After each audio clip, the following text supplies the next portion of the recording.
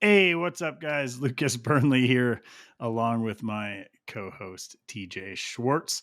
You are listening to the Edge and Flow podcast. I'm super fired up today. I don't know why. Mhm. It's like New Year, just exciting. Yeah, yeah. We Clean decided just slate. You go ahead. it's all in your head, but there is something about it. Really is, We man. humans Yeah. are simple. Yeah, fresh starts. I think it's just human nature to like Mhm, look at cycles and be like, that was the end of something. This is the beginning of mhm, something. I am going to rip and it's going to be awesome. We mhm. decided to take off this morning with literally no plan, right? Yep, yep.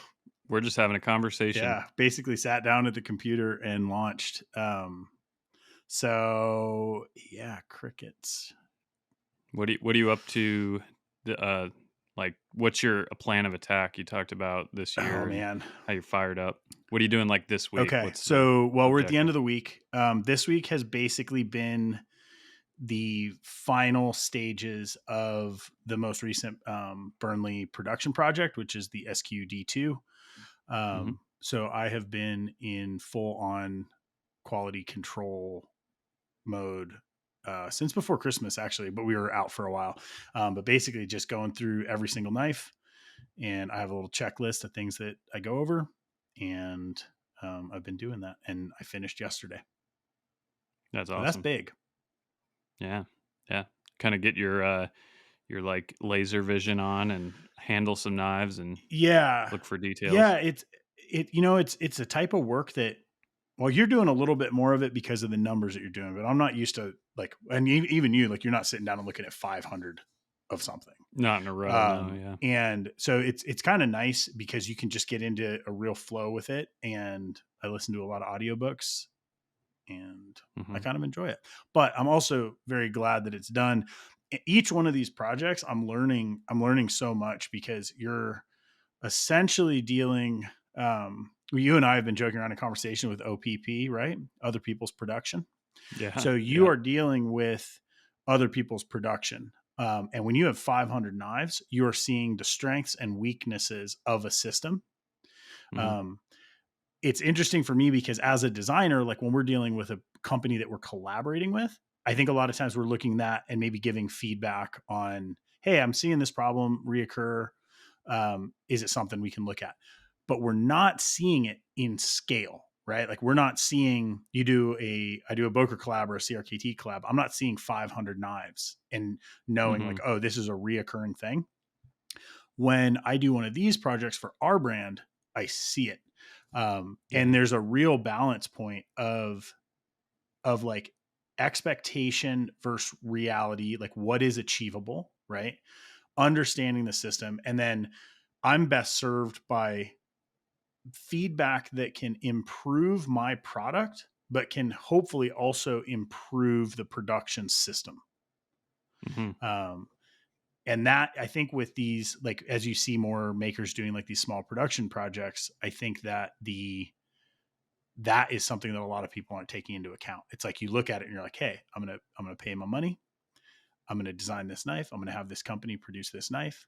I'm gonna get this knife. In a perfect Yeah, it's world, a that's how it works. yeah, in a perfect world, it's just a conveyor belt with perfect knives coming Yep, off and press a few buttons, but yeah, we all know that's not the case. No matter how big, small, totally, advanced, simple, I mean, it's an organic mechanism, totally. Yep. manufacturing, Someone and on their assembly yeah, line can be having a bad day, yep, you know. that's right. So that's And then where there's Monday knives and there's Friday Monday knives, knives. That's Friday what knives, we yeah, like to say. and to batch knives, which is why at this point I'm going through and QCing every piece, right? In an ideal world, as like a brand, there's a point that I could order knives, have them drop ship to a distributor, and feel completely confident that those knives meet our expectations. Mhm, I'm not there yet, and no production project I've ever done has quite been there. Um, mhm. Well, so it's good that you're putting that on yourself to do 100% QC. That brings a lot of right, value, especially with the eye you have for your own work. I mean, it's your design, you yeah, make knives, man, so it is hard though because you're balancing like probably essentially like some heavy OCD tendencies, and I am used to what I put on myself as an expectation when I'm building custom knives. Mhm. there has to be some flex in there, with production. It's not the same product. Yeah. It's not a sole source. It's not one person making it from start to finish. So you Yeah. learn, but in that you learn how to work within the system and how to design for the system, right? Process is the product. So Mhm. understanding the process. Yesterday I was thinking about this. I don't know why this, like, it was a really accurate parallel for me. If you go get a tattoo, right, and you have like an image in your head, you are far better served by going to a tattoo artist who already does that style of work, right? Right. So if That's you go to exactly right. someone who's like, I do traditional Americana, and you're like, I want this, oh man, what do I want? A portrait? Yeah, let's say a portrait. Yeah. I want this portrait of my mom. Mhm. You probably just made a bad mistake, right? Yeah. So production wise, I feel like it's a very similar process. Like if you can tie a model in with a company that is familiar with the type of work that you're doing, you're serving yourself and the company and your Yeah. customer better at the end. Yeah, and that's one piece of advice I've given people. As a designer who some people, will send me direct messages or emails like, "Hey, I'm trying to get started in the industry. I downloaded Fusion. I designed a knife. Here's what it looks like. What do you think? How can I get it made?" Like that question, "How can I get it made?" That's kind of like the big one that we get. And I, I generally, give good input, show support and stuff. But a lot of times I'll tell people, I'll say, if you want to do this right, you won't design a knife until you already know how and who is making it, Right. because that's paramount to what the design is. Right. And I would design a different knife for different Yep. companies for different reasons, and I would see what they're good at, what are they weak at, what's a price point that they are well branded to target, and those sorts of things. And so I like to caution new designers that it's like it's not about just designing a knife that you can dream up and then just like plugging it into some existing Yep. manufacturing model. It's the other way Yep. around. Well, and there's a subtext there So, too, which is mhm. if you can't tell, like, or if you don't know what you just said, like what it means, that is actually like the first thing you have to learn. Like you have to learn how to see, Yeah, right? So if you can't yeah, see the difference between certain types of design languages, certain types of manufacturing principles or techniques, like that's actually, you're not there yet, yeah, right? yeah, yep. Man. Yeah, one example I'll just get specific is like so a full 3D contoured piece of material, right? You might model up this really fancy, like heavily organic contoured piece of material. There's a lot of ways that could be made that have different price implications. So, like if you're designing an affordable knife, one way is it could be like stamped aluminum. So they do like cold forged aluminum to make any shape you want, and you can get like affordable prices. Like for example, on my Caligo design with CRKT, and but if you didn't want aluminum, then it has to be 3D machined. Right. So it's like if you got into a situation where you had this where you didn't want to use aluminum, you wanted to use either steel or titanium or Or something, you got to composites be or, aware that flat with yeah, chamfers would have been a better choice for a certain price right. point. But if you did 3D machined titanium, like you got to know what the price Right. point is expected for that. So it's like manufacturing methods, you just got to have like kind of a index, like a Rolodex in your mind of like how this thing could be made and what price point you're targeting. And that's where you get into maybe I've talked about it on the podcast, but like the value proposition part of this is that like if your design requires an extensive amount of machining to do something that doesn't really bring value to the design, that if it was say flat and chamfered with a cool pattern, people would have liked it just as much, then that value that you're adding with the machining is kind of wasted Right. in a sense. And so it's like, what value do you want this knife to have to the customer? And then design it in a way that the manufacturing aligns with that and what the customer expectation wants aligns with that. Caveat to that Um, being a more production mindset. So you and I were just looking at the camo knife that mm, Dimitri yeah. just did. That is a prime example of what you're talking about. Okay. He essentially Mhm. took three different materials and machined them into a camo pattern and assembled a folder with those materials. It's like a It's puzzle, like a like a puzzle. literal And it puzzle. is, man, it is so perfect because it's So not yeah. garish. each of the shapes is like beautifully designed, Yeah. but that knife as a production knife would just be either it would be a totally like top shelf, like flex for a company, Yeah. or it really wouldn't be feasible, Yeah. right? But as what Dimitri does as a very high end custom, showing the work and like it's a concept car. Yep. Man, it is so cool. And that's where that's his value Right. proposition is he's gonna put, X amount of hours into just having this camo Yeah. pattern, and people are gonna buy it because of that, because that's what that customer Right. wants in a product. Whereas here, hold on. Whoop, getting a phone call, but we're all good. It's crazy to think. I mean, with this stuff, I feel like we've probably talked about it a little bit, but like I think on the custom side, like you say, value proposition, you're buying someone's time. So Yep. if we look at time as a non-renewable resource, that's the value proposition. You're buying a Yeah. block of someone's life. Yep. That is crazy. Kind of sounds kind of dark, and like Well, in a way, it almost is, right? I think there's another facet of that too, is like if you have the reputation that, certain makers have, where it's like you can't just call the maker and say, "Yeah, I want you to make me a knife," and Right. have it in a month, where it's like there's exclusivity. That's part of that value Yeah. proposition, is like you're paying for, in addition to their time, kind of like the exclusive right Right. to have that in your possession, which is not easy to come Yeah. by. And so that's where you talk about like secondary market value proposition. But like, I just like thinking about what is the value in what I'm selling and where does it come Yeah. from? And then how do you optimize? Yep. But, and you can optimize it, like we said, in a real ultra high end, one off, crazy Sinkovich, out of this world folder. Or it could be you're designing something you want to end up in Right. Walmart. You know what I mean? Like it's the same kind of Yeah. thing. Man, it's a really fun process. I don't know. I feel like this year is, I think one of the reasons I'm so excited about it is I actually see a bunch of problems um created over the last couple years in the industry, and I am kind of a glutton for punishment, I guess, and I'm excited to like find the opportunity in those, Yeah. right? You feel the same Yeah. way kind of? Yeah, totally. It's going to be an interesting cycle, Oh, for sure. Yeah. right?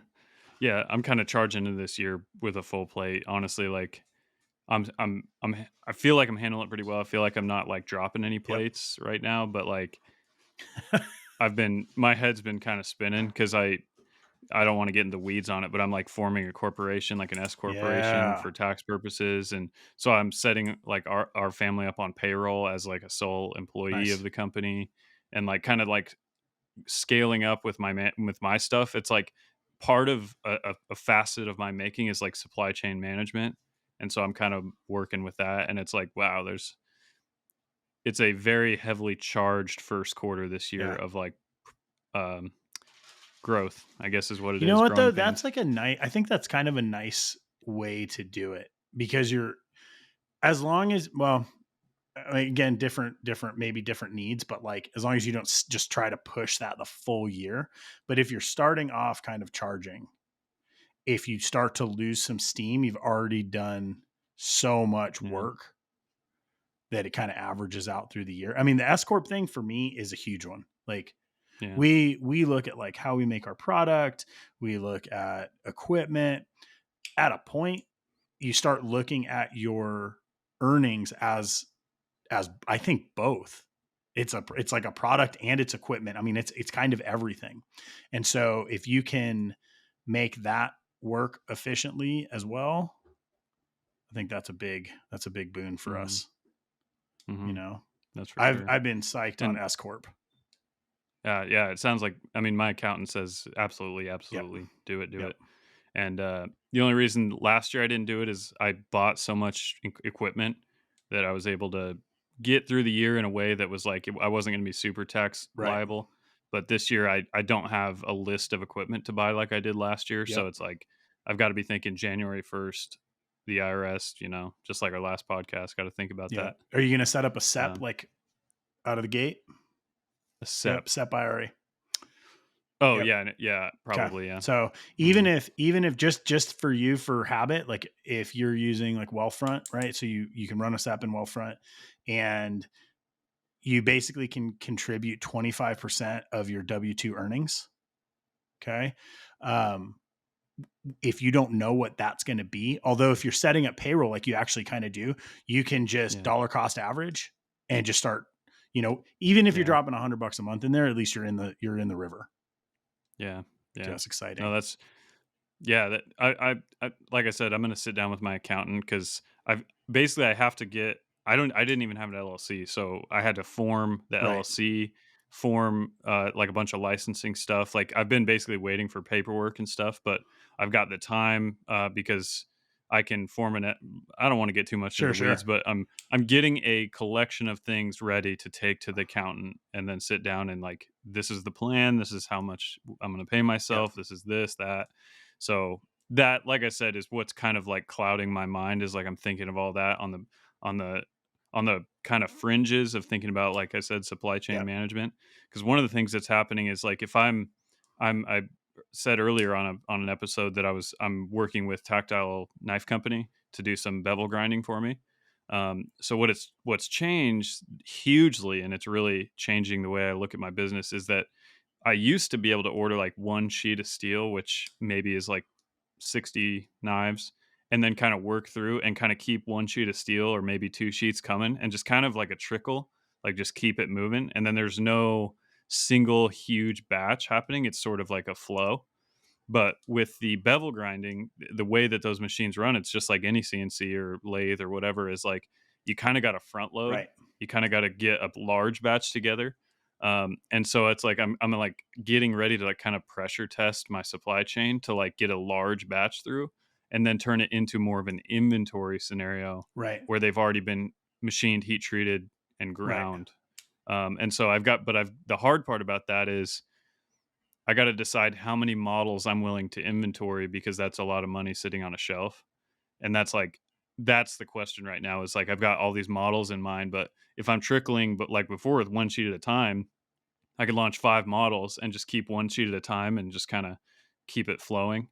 But now it's like, well, if I wanted to launch 5 models, that's a Man, these are the lot so of these are like the knives. biggest questions, right? Because this comes down to like the concept of more is more. Mhm. Okay. Scaling, a lot of times I think we look at scaling as like, oh, I'm going to scale this project or this business. The issue arises when everything related to it also scales. Yeah. Yeah. So I think it's worthwhile being super cautious, like how and where you scale. Like you're doing one product. That Mhm. one product is actually changing the way that you are acting inside of your business. Scaling Oh, for one thing, sure. right? Yep. Yeah, you And do I 5 models and it's like all of a sudden there's a need for like outside investment. yeah. Like, No, exactly. That's literally the conversation I had with my yeah, wife is like I was like if I wanted we're talking many tens of thousands of dollars worth of stuff sitting on a shelf, like got to think about the implications of that, and like, would I rather have that financed or would I rather pay cash and yeah. grow it? Would I, like the question is very intense on that amount of money. And so that's kind of like what I'm thinking about going into this year. And yeah, I've got some solutions in mind, but yeah, it's fun though. I'm Can I having a take good us on a time. tangent? Yeah, Okay. Inside of the knife industry, do you see more private investment coming into small brands? I think so. Okay. The Yeah. reason I ask is over the past couple years, it's happened a few times, notably, and I feel like it's still a rarity, okay? Hmm. But I think that I'm seeing a minor trend start, which is some of these small brands are mature enough at this point that they've had very long-term collector slash like community member engagement.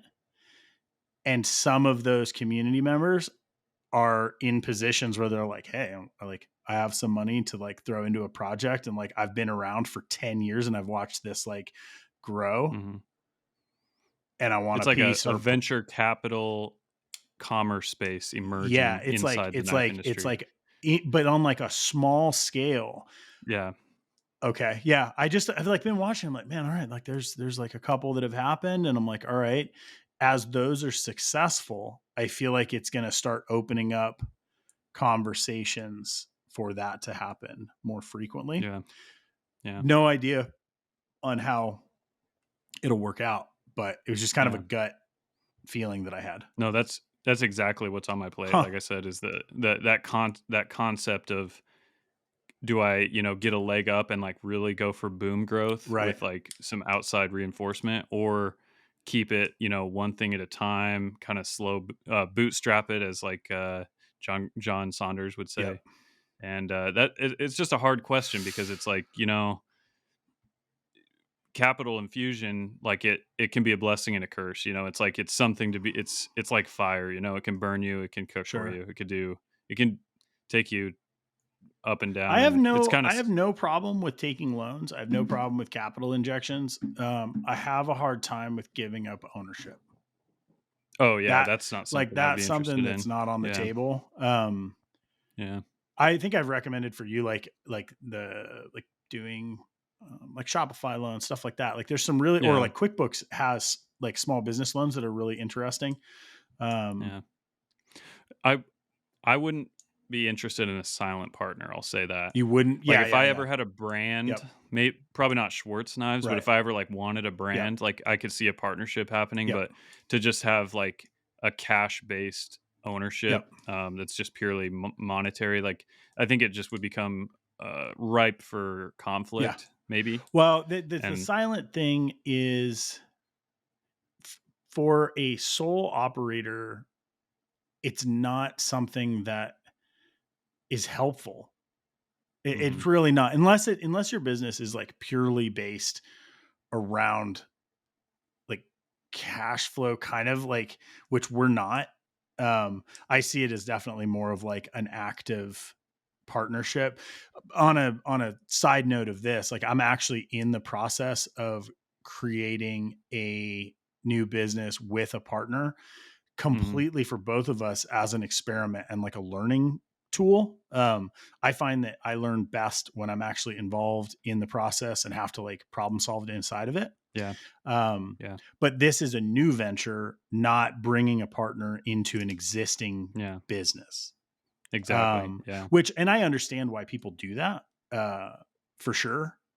Yeah, I mean, like, Jeff Bezos, he owns 16% of Amazon Yeah, because of all the funding cycles that they went right. through. And yeah, that's just how Which it is goes for also some like big at business. a point like of scale, which again, inside of the knife industry, like these companies, these especially the smaller ones, like don't really work like this, right? Yeah, Like they're not like it's not like there's a publicly traded. I don't think there's a publicly yeah. traded knife And it's company. not, you're not looking for like $15 Yeah, billion for yeah, some exploratory yeah. project. Like $1 million Yeah. injection would be like a bunch of projects, Yeah. right? Yeah. But still, Mhm. for like us little guys, that's I mean that getting past that point, that's tough. Mhm. So yeah, I don't know. Just something that's kind of been like rolling around on my mind. I'm like watching things happen and seeing these brands grow. And like there's a point where you can't there's a divide that is very hard to bridge for growth, I think. Mhm. Um And the phrase John Saunders says is, "Growth eats cash for yeah. breakfast." And it's very true. It's like every time you try to jump from your current plane up to the next Yeah. plane, it just cash just burns all Yeah. around you, like, on that upward move. Yeah. And then you can kinda stabilize at a new level. And for me, it's like, again, you talk about Jeff Bezos, like, he talks about going 25 years without making Right. money. I mean, and it's hard to believe, but, Right. like, I believe that was Yeah. true. And it's like, well, you can continue to jump vertical planes Right. and, like, climb and never make money. I'm not really interested in growing, like, indefinitely Right. like that. It's like, which plane do you decide is where you wanna Well, live? and that's Uh, growth at what cost, right? Because there's yeah. no it works for certain personality types. Like our business has grown and our quality of life has gotten better. Um, Mhm. there's areas where sure I could have like made certain decisions that like might have been like a really long-term play. I'm like pragmatic about it too. And I'm like, you have to plan for tomorrow, but like you're not guaranteed 10 years from now.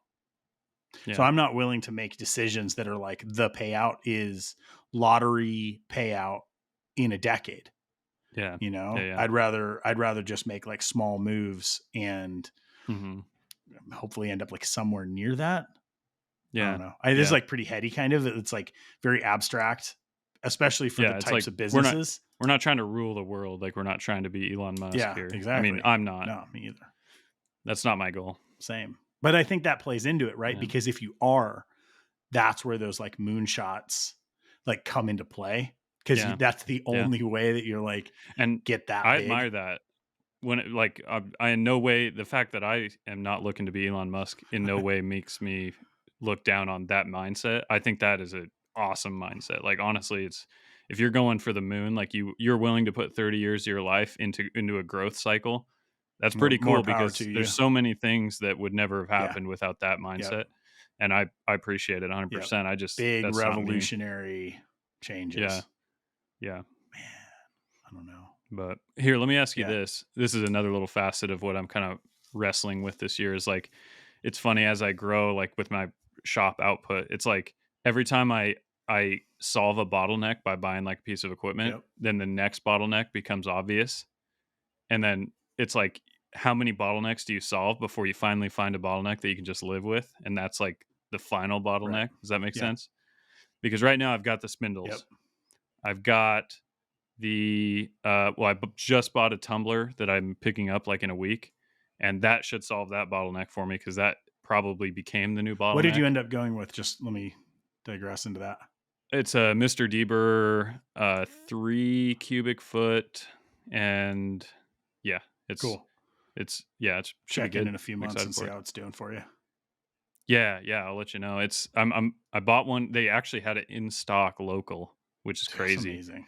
And so I just bought it, like literally physically went in there and looked at it and bought it like a four wheeler. I It's need to crazy, come out but and hang out with you and we do like, I don't know, like go look equipment shopping in Boise or something at some yeah, point. even if you go to all the knife Yeah. manufacturers and look at, Okay. but yeah, I Back on bought it. track. The only thing is I had to wait on the media, so I didn't want to pick it up and do all Sure. that until the media arrived because it was a special Yeah. thing. Doesn't do any good. But the as soon as I had the tumbler, I was like, well, now the sandblaster has to keep up with the tumbler, which is fine. The blaster I can do it, but now my compressor suddenly became in question, and so I was like, well, I Kaiser. didn't even think about.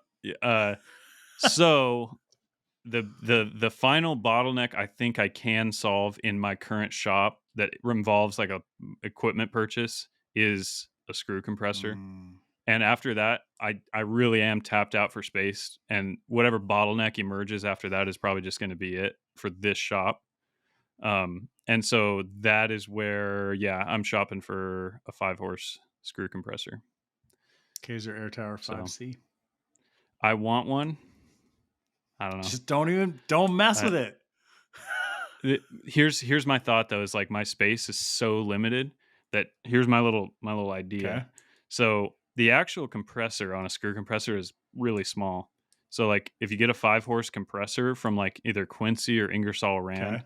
or like one of the kind of standard air compressor brands, they're usually about 24-inch by 24-inch footprint. Okay. It's like a cube, Okay. but they usually mount it on the tank, right? And so the tank sits horizontal. I can't fit a horizontal tank. Right. It's just way too big. My idea is I'm going to put my current compressor, which is a big enough tank, 60-gallon, put it outside and then only have the compressor Okay. inside because it needs to be, Okay. and then have it be like a slave tank that's being aired Sure. up, and it still would have the compressor on it. Okay. So it's like if in a bind, if my screw went down, I could actually run that compressor and it would help run the shop. But I'm going to put the screw compressor on a shelf so that I gain all the floor space Okay. of where my compressor currently sits. And so then, like I said, it's like 6 feet off the ground in the air, kind of like a compressor, and I gain the floor space underneath. Yeah, that makes sense. And that I have to think in terms of space almost as the predominant thing. Like I Totally. can't fit anything more in my shop, like not even one more So thing. what is that? It almost doesn't matter because space is the primary concern. So what is that compressor screw type compressor head cost? The screw itself, the Yep. compressor unit is like Okay. 5,500. So, and it's like if I went with the Quincy, which is pretty highly Sure. likely, it's a really good And it's brand. It's small enough that really you can mount it up there reputable. and has the duty Yeah, cycle you 24 need. inches square by like 30 inches tall. The only thing is I have to By 30. figure out what the air intake and like signature of it Yeah. is to make sure I don't like isolate it and Just heat it up. just look at the 5C too, because it is vertical. It is fairly small. Yeah, I I'll know look like you're at it. saying, like this is rock in a hard place, but I've Yeah, seen your growth too. yeah. And like I don't even know how much longer you're gonna be in that shop. Uh, who knows? Maybe not a whole lot longer. In probably not this year, but you Hmm. might very well be out of there by next year. So at $5,500, it's like if you're at an yeah. Yeah. I'm curious to see. Well, the thing I look at too with it is like in the future, what a lot of machine shops do is they'll have 2 Sure. compressors, and they neither of them may be quite big enough to meet the demand that they have, but what they'll do is you have adjustments on your compressor, like, it'll air out until it hits a PSI, and then it kicks Sure. on the pressurizing, and so you can have 1 compressor at, like, 10 PSI lower than the second Sure. one, so that the first one is doing all the heavy Sure. lifting, and then if it gets Yeah. overburdened, then the other one, like, Kicks in. helps. And then and that way you also have the redundancy of, like, you'll never be without air Yeah, I don't know because you why have I'm so 2. yeah, I don't know why I'm such a nerd about air. I have the Kaiser and then I have a backup compressor, but the Yeah. Kaiser You is got a sweet setup. 20. I want to say it's either 21 or 24 CFM at 100% duty cycle. 100%. That's And fantastic. it So has a chiller in it so the air is dry. So basically it goes through an air conditioner, mhm, right? and yeah, with the Quincy, that's one thing is I would have they also make the dryer. Yep. So, the dryer I would have too, So you would for have to obvious buy reasons. the dryer, Yeah. buy the It's about Quincy, wall 1,000 bucks. mount it. So you're at 6,500. Yeah. And then you've got the two. So I mean, you have an outside area. You could do an air tower and put it outside, and then when you go to a new shop, that compressor My actually satisfies your need. My only problem with that is I've heard with the screws, they're very temperature sensitive because the tolerances of the screws themselves, if it's like cold, Mhm. they'll have more friction. It's kind of like a cold diesel Interesting. engine or something. Just it's like try to keep it. I've seen like try not to run it if it's below a certain temperature ambient. Mhm. And so that's my Yeah, only I issue suppose is that like could I be a just problem. don't think I can put it Yep. outside. So you throw the head. The Well, and but that's the thing. I mean, a lot of I don't these know. they're not like ideal solutions. It is fully environmental and need based solutions. And like if you Yeah. spend 5,500 So on a compressor and run it for a year and make the product that you need to make, paid for itself. It's worth it. yeah, and I also think like I the CNCs don't use hardly any Yep. air. Like they just sip. They just barely. I mean, you could run like a little pancake compressor and run your Yeah, like 4 CNC. CFM or It's it's something. just it's just the blast Yep. cabinet. That's the only thing. And I don't think I'll grow within any reasonable amount of time. I don't think I'll grow to where I'm going to have 2 blast cabinets running full steam at the Yeah, yeah, same yeah. time. And so it's like the bottleneck currently with the air, like it shouldn't be a bigger bottleneck really ever. Because if it's like you may have to spend more hours on the blaster, but as long as the CFM can run it, it's just more hours of running. I mean, but if I ever had 2 employees running 2 cabinets, then yeah, the air would be a big And the problem. But CNC's running and yeah. yeah, but I just don't see having two cabinets with 2 guys blasting. Like I don't think I'm going to be Yeah. there. I don't see that as part of Makes the sense. I situation. think small shops are such a cool learning tool just because you have to develop a certain type of efficiency. And I'm like dealing with some of the same stuff, which is I've got my Haas TM1P, which is more table space than I need and less tools than I would like. Hmm. So now I'm looking at the Sile because it's a smaller footprint and it has more tools. Yeah. But the footprint is actually one of the main things that I'm looking at. Like if I can gain another 4 feet of space, like, a 16 cubic feet or something like that, or maybe 20 cubic feet in my shop, or square Yeah. foot, I guess. Means something. It really does, man. That's a whole separate machine. That's like Yeah. I could get just a full size Bridgeport, and I Yeah. want one. So Yeah. That's I'm thinking literally I'm half a shop manager and half like a yeah, Tetris I guru. love it. It's like I'm getting to where it's kind of Yeah, funny. Like if you come in my shop, because this tumbler is huge. It's like 40 inches yeah. long. I've got the exact spot for it. And it's like I'm getting to where it's like, you know what I mean? It Do just you have there's anything on no wheels yet? um I've got not really. Okay. But the problem is at least it's so tight that there's nowhere to roll it.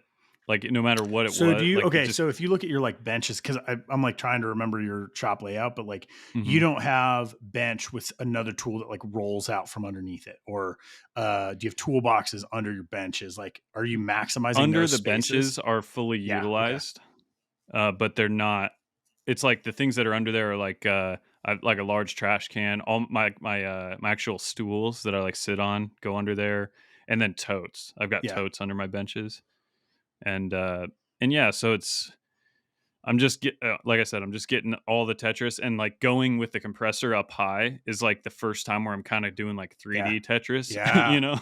And so it's just funny. Next, it's gonna be, like, drop down things. Yeah, I know, right? I love it, man. I would be psyched to see a book on just shop organization Yeah. from this standpoint, because they exist, like, woodworkers. Y'all are lucky. There's a bunch. There's like so many like garage woodworking shop. Like there's these Yeah. beautiful books that show this like great organization. Like knife making, tool making. It doesn't Yeah. really. I don't think it exists the same way, but there's a lot of Yeah. cool solutions. Mhm. We've talked about Bob T in the past. Like he's a great example. It's like he's always, as long as I've known him, been in fairly small shops, but they are just so well organized and thought out. It's like fully featured. When I gotta say, dude, I love my shop. Yeah. Like I go out there, I'm so happy with it. Like I'm really happy Yeah. with it. It's like I don't my mental picture is not desiring more Yeah. Yeah. space. Like I almost have fun with like the Tetris part Same. of it. And so I really like it. And Do you have wall but yeah, cabinets? it's limiting. Like up I above? have so I have shelves that are about like 30 inches. It's like a 9.5 foot Mhm. ceiling. And so I've got shelves that run like two of the Yep. walls, like the whole length of the shop, that are up high, like above head height, that are full of like Yep. totes, because that's where basically my wife and I kind of made a deal, because like my shop was kind of like a normal Right. garage before I bought the Tormach, and I was like, okay, we got to make a deal. We got to put everything that's not shop related on these shelves. This is what we have. And so she kind of organized and was like, we got to get rid of this. So it got like reduced down to like, this is where our Christmas ornaments Yeah. go, blah, blah, blah. And that's all up high. So like anything above eye level for me is like, that's not the shop. Right. That's just garage Yeah. stuff. We do it like a storage space. And We've got one yeah, you too. got one too. And it's like, is it a business Yeah. expense? Yep. Yeah. See, I mean, it's like, it's just, I don't know. It may be debatable, but like in my mind, my shop displaced this stuff. And so the My business is ours paying ours for. is mostly business stuff, like, Hmm. but I just realized, yeah, small spaces. The next one for me will be wall cabinets. So I don't like Hmm. to do any cabinet that would take up bench space, right? So Yeah. like everything for me should be table height with storage below and above. Hmm. Storage can be either for something that is a piece of equipment that can roll out, or some type of toolbox. Um, I just think that there's a modular aspect that allows you to really increase your functionality based on the tools that you don't need all the time. Like it's so easy just to like put all the tools up on a bench and just leave them there. Hmm. But it's I hate that. I don't like clutter, and it starts to Yeah. waste actual usable space. Mhm. Um, so Well, one thing I gotta figure out, maybe you've seen something like this. So I'm starting to accumulate pallets for the machine. mhm, So it's Pearson pallets and Saunders Machine Works mhm, pallets. Luckily, they're all the same dimension in the Y right. direction. So they're like, I think it's 12 inches. Yep. No, they're not that big. Maybe it's 8. I don't remember. But anyway, I need to make some kind of rack Yep. to store them because they can't be dinged or Baker's damaged or rack. like a baker's Yep. rack. Good Something like a point. baker's rack that's on Because wheels that rolls yeah. under one of your benches. Well, I was telling my wife, I was like, "What can I Google that has that sort of form Yep. factor?" And I baker's rack didn't come to Yep. mind, so that's a good And then you point. can I need to adjust look into that. if you do like you could even do it out of 80/20 or something, Yeah, but you could have it to where if you had like I don't know if your fixtures have height to them, but like like 3 inches or something, 4 inches probably, yeah, right? yeah. You could do it to where if you had a 2 6 inch inches. one or something.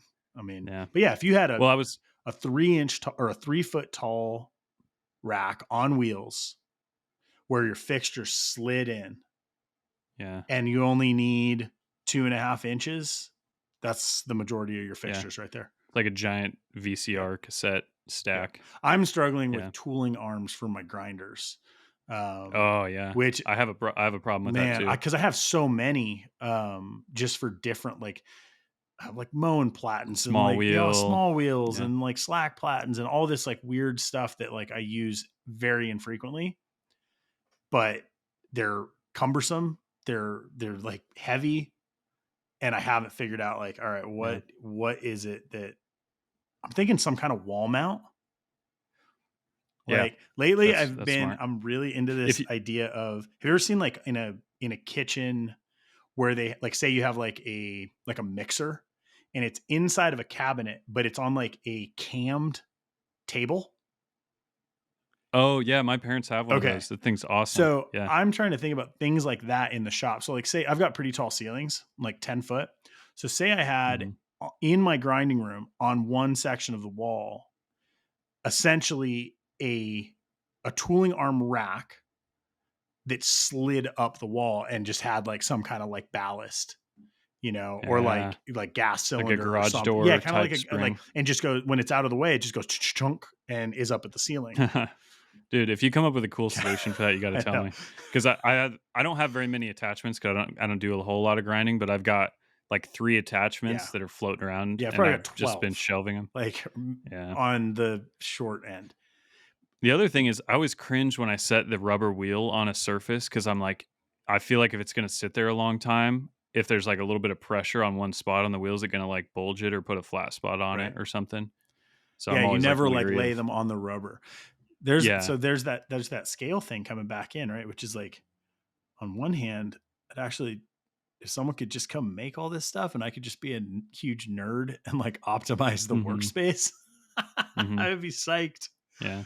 It's hard. How do Like you a shop well, floor how do you specialist. like I built a forge cart for my forge, as is in the name, a while Mhm. back. And it was delightful. I just really enjoyed it. I didn't take it all the way to finish, but I got it to where it's on wheels and I can put my forge on it. But that's work time. Mhm. So how do you when you're busy, like how do you allocate that time? What do you consider that time? Do you do it in blocks? Do you do it like So, I I don't know if it's the way I always wanna do it, but because I had so much of that this year with all the new stuff and all the new shop up improvements, it was Saturdays. Like, yeah, honestly, it was just I didn't work hardly any Saturdays that I was actually making yeah, product, but, like, I would talk to my wife and say, "This month I probably gotta work a yeah, Saturday because I need to get the garage door framed right. in or whatever," and I would just knock off a Saturday and, Yeah, like, get a big job done, and I don't know if I wanna well, the nice thing is that type of project for me is definitely waning. I'm not right. seeing so much work ahead And of it's me, but cyclical as like the boys are getting older. I'm trying to do that less. So like I've always said, like the week is in the business, Saturdays are on the business. So like if I'm yeah, working Saturday, it is organization, it's like fabbing stuff like that. yeah, But at yeah, this point, I think too, you and I are both in a really sweet spot as far as the age of our kids because hmm they need us, but they don't need like you don't have little league games yet or yeah, like recitals or whatever it is that is like a reoccurring hmm hobby on their or like after school activity or whatever on their side. And as they get older, that's really gonna I think start to come in more and more. I got a funny little Lay it thing. on me. Delta was in the shop with me the other day. She's starting to spend more and more time out there with her. She puts her headphones on because I have my compressor, and so that's another reason I want the screw is so that my kids can spend more time out there. But anyway, she's sitting. I'm like, I don't know. She just sit right here at this bench on the stool. Like I looked around, like there's nothing she can really break or like cut herself. And I looked back after I messed around with something else, and I had 2 big bins of black and brass eyelets, and she had mixed them all together. And I was like, Yep. "Nice." It was really Yep. funny. I was like I was like, "She could play with those." Like, she'll probably just, like, I don't know, dink around, and then Dude, she's just, like, over there digging. it's so good. I had Bo started jujitsu again last night. So like he started when he was 4, like kind of was tired after school, like really squiddly, like would lay on the ground and roll around. And lately he's been asking for it again. So Maddie took him to jujitsu. I picked Winston up from school. We're walking back from school. He sees a shop. He's like, work shop. More one work in the shop. And I'm like, Mhm. all right. It's so funny how they interact with it differently. Bo loves to Mhm. come out here. He wants to go sit at my drawing table and he wants to draw knives. Winston wants to be fully down in the shop, wants to know what all the machines are, Yeah. want like "Give me that opening welder, I'm gonna lay a drawers. bead." Yeah. So we sat at my fixturing table. I'll have to post on Instagram because it's pretty cute. But we have like I forget what they're called, but it's like expanded metal like little tractor kit. You put it together with screws and Yeah. nuts. And man, we sat there for probably an hour just putting it together, and he was psyched. So That's it's awesome. as like I see these videos of like shop folk being like, it is the best thing in the world to have your kid in the shop. And like it is, but it's also stressful Yeah. because Well, it's look, we make yeah. knives. Like, we're not making furniture, Yeah, you it's know? I mean, there's things that are dangerous. It's Yeah. active. There's things that like he's just like reaching up on top of tables. And so at this point, I'm like, he's only 2.5. So I'm trying to basically just like, okay, look, like when you're in this space, like we are interacting like a little bit differently. And like here's where you and I work, and here's what we're working on. Basically, like trying to teach the concept of like the shop ultimately is for work. It's like when you're Mhm. welcome to be out here, but we're gonna be working. It's not just like Yeah. unsupervised, like Dink dink around. around like rompus It's not room. a Yeah, not playroom. a The playroom. rainbow room. Um, Yeah. I don't know if that's like the right or wrong way to do it, but it I but agree it's with that. important. And I think with kids at this point, I'm really trying to figure out like what like of my skill sets, like what I can give them of a positive nature, like hopefully avoid as much Mhm. trauma as possible and like give them as Yeah. many just like intuited abilities. So I don't know. Yeah. It's fun though. I think there's a lot of Yeah. value in just letting them be around. Like, because Yeah. they'll know what you do too, right? There's a lot of kids that Yep. like don't know what Have their a parents do for a connection. living. Yeah. I think that's kind of a cool connection. Yeah, I grew up in a leather shop, which has a few sharp, pointy things laying around, but, like, I actually could kinda it's a very quiet like, my dad listened to Mozart and, Yeah. like, Beethoven when I was a kid, So so it's good. like that kind of shop versus my shop, which is, like, you need to block Yeah. out the angry Yeah. noises. But yeah, but yeah, I mean, like, my sister cut herself pretty good one time with a leather knife on accident, and yeah, there's a few little things, but growing up in a shop, like, you just kinda gotta learn a few I think things, it's good. but There's so much like common yeah. sense, but like also like meeting them where they're at and giving them like I'm trying to figure it out now of like what can I let them do or what can I include them in? We had like a big batch of rain dry patches a while back, and it was great, man. Like Winston has a type of focus that Bo doesn't. Bo jumps around more. He sat with me for like close to 2 hours. I would like QC the patch, burn the edge, hand it to him. He'd put two of them in a bag, and we just did that. And I was like, all right, that's like he loved it. It actually helped me. Mhm. Maybe it actually took a little longer. I don't know, but it was so satisfying. I was just like, all Yeah. right, cool. That's like the level you can actually come in and you can do work like an adult, Yeah. but also showing that work can be enjoyable. Yeah. Yeah. Like that's pretty cool.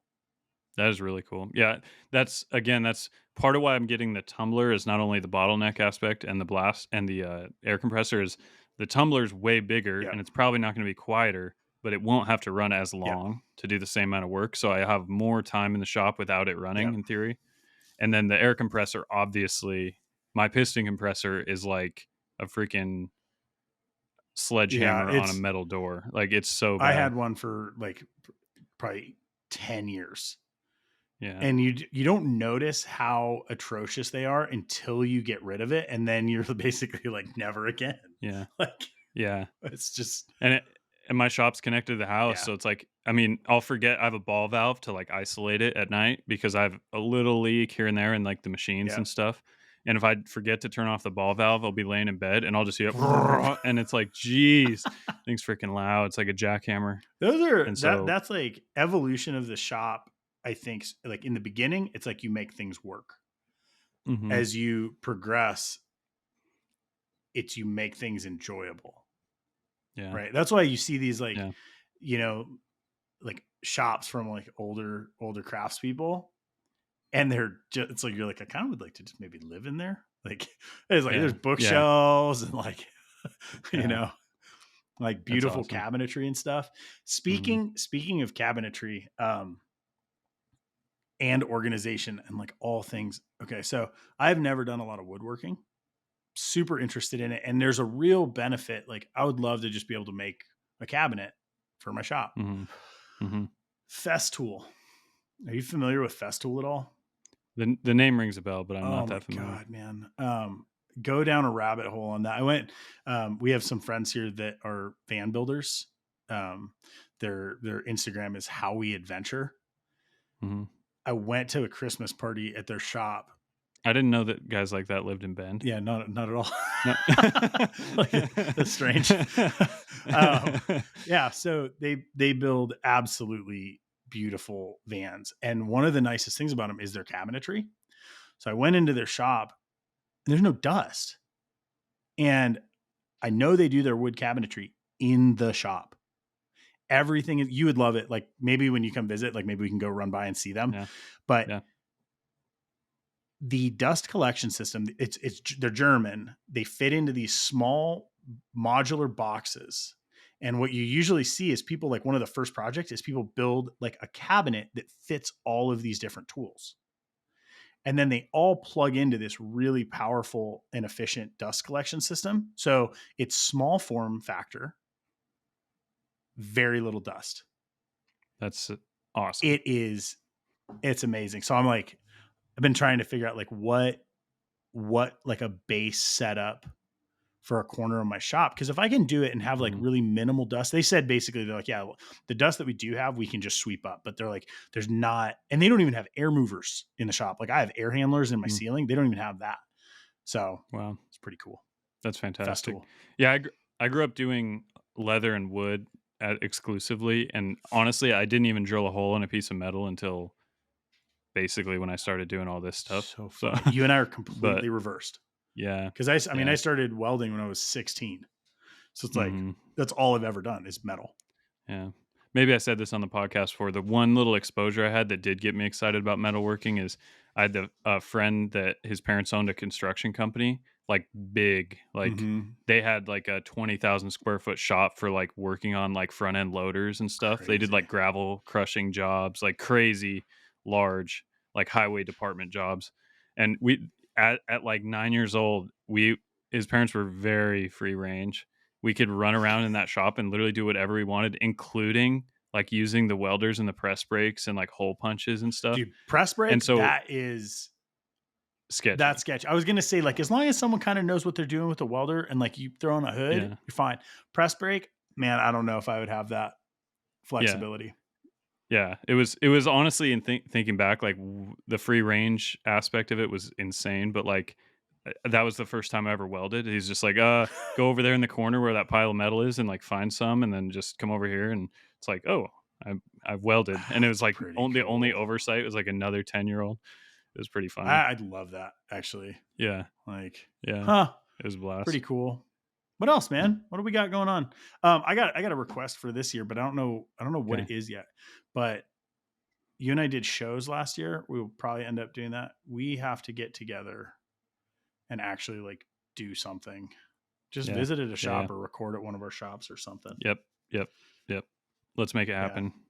I was telling Becca we need to put it on the Yep. calendar, like this week, and not like, you know what I mean? Yep. This week we need to find a date later, Yep.